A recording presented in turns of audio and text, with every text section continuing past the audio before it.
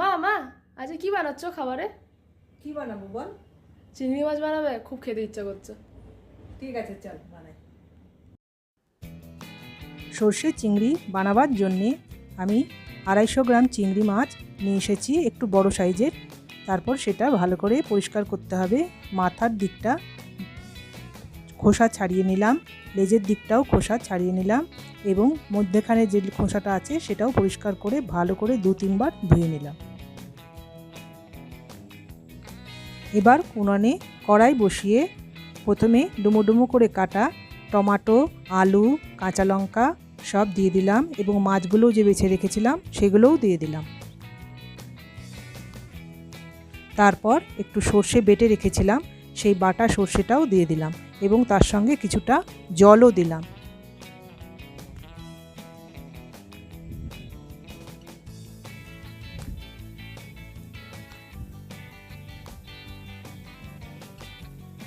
এবার স্বাদ মতন হলুদ, নুন এবং লঙ্কা গুঁড়ো দিয়ে দিলাম এবং তারপর 2 চামচ সরিষার তেল উপর থেকে দিলাম।